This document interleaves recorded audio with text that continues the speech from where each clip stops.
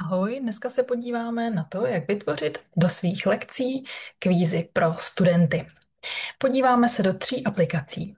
Do Flipity, Learning Apps a do aplikace Genially. Tak, jdeme na to. Já vám nasdílím obrazovku a podíváme se nejdřív na kvíz ve Flipity. Aplikace se jmenuje flipity.net a má spoustu výhod v tom, že v ní můžete tvořit opravdu velké množství různých her, kvízů a aktivit pro vaše studenty a je zdarma.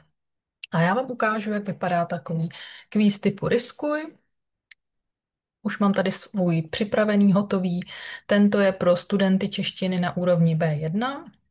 Když si chci ověřit, co všechno studenti umí, co si zapamatovali, tak jim můžu vytvořit právě takovouhle hru.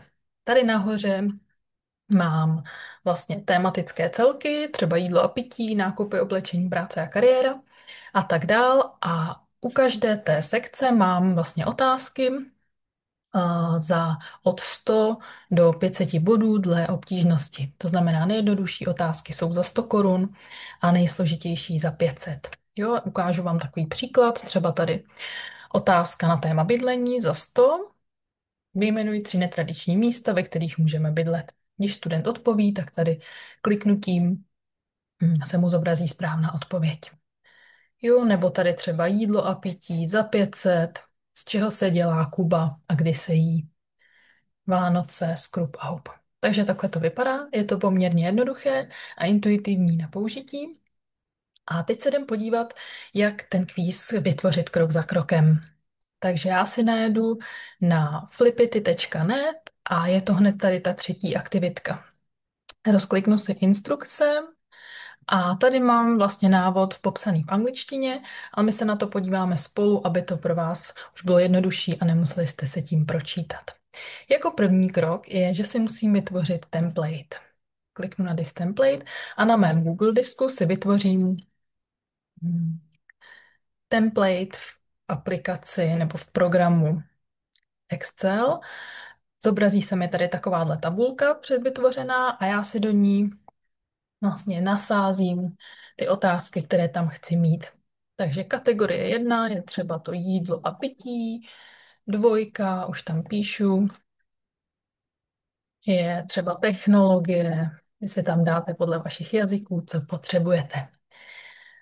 Pak tady máme 100 za 100 bodů, question, otázka, takže si tam vymyslím nějakou otázečku, třeba co Češi jedí na Vánoce.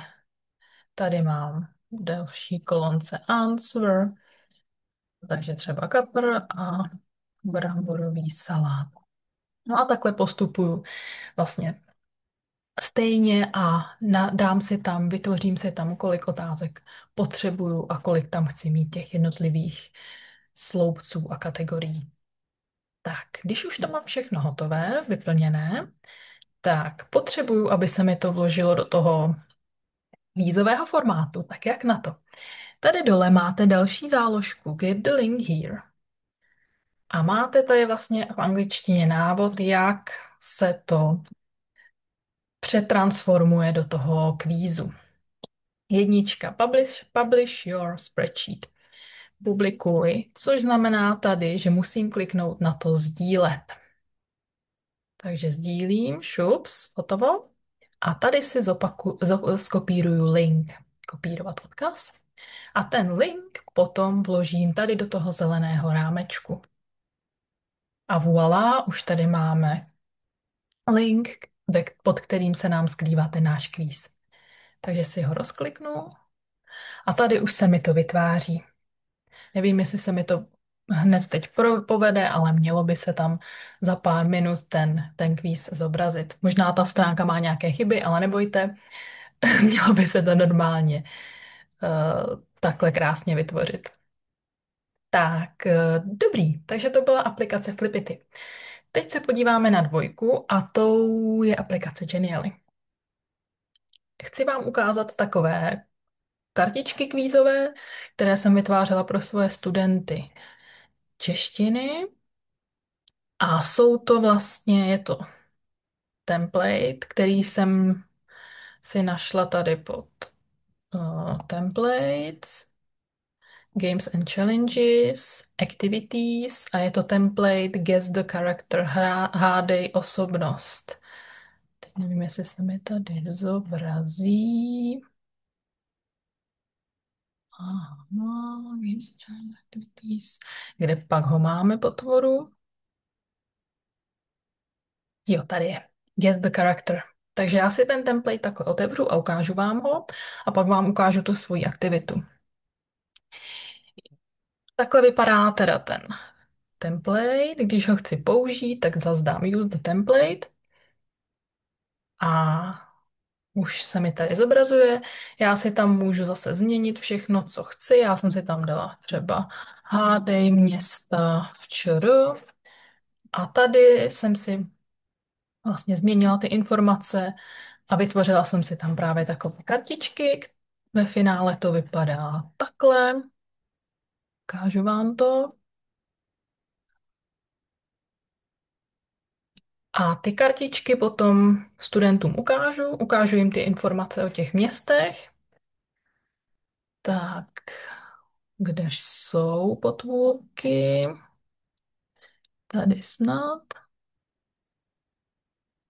A studenti musí podle informací uhádnout město. Jo, takhle to vypadá. Takže město na Moravě, protéká tam řeka Svratka Svitava, bla, bla, bla. O co se asi jedná, je to Brno. Student to uhádne, já otočím kartičku a mám tady vlastně na fotce správnou odpověď. Můžu si tady i zatrhnout, jestli student odpověděl správně nebo ne. Takže takhle. Taková je úplně jednoduchá kvízo, kvízová aplikace, můžete ji krásně použít, krásně se s tím jednoduše pracuje. Nemusíte vytvářet žádné složité templatey v Excelu, ale je to velmi rychlé a za pár minut máte takovouhle aktivitu. A na závěr se podíváme na třetí kvízovou aktivitku a ta je v aplikaci Learning Apps. Learning Apps už je poměrně stará aplikace, ale krásně se dá využít do vašich hodin, je zadarmo, takže to je její velké plus. A já mám nejradši aktivitu Chcete být milionářem. The Millionaire Game. Tady. Tady máme jak to náhled.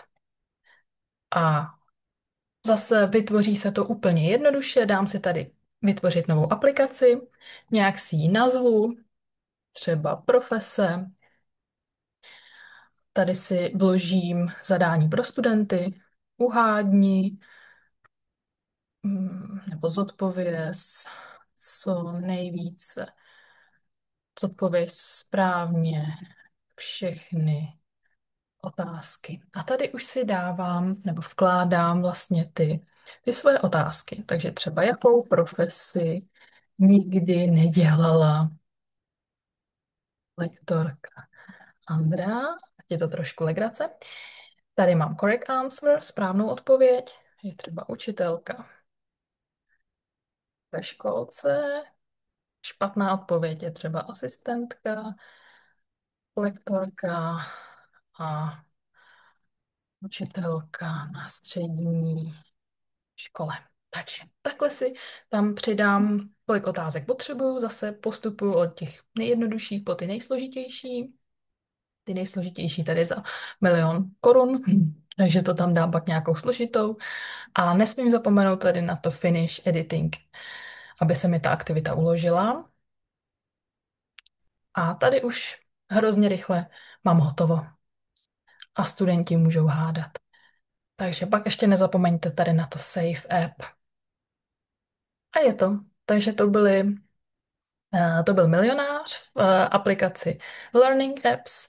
Já doufám, že všechny 3 aplikace se vám líbily a že je budete používat a zase někdy na viděnou. Ahoj!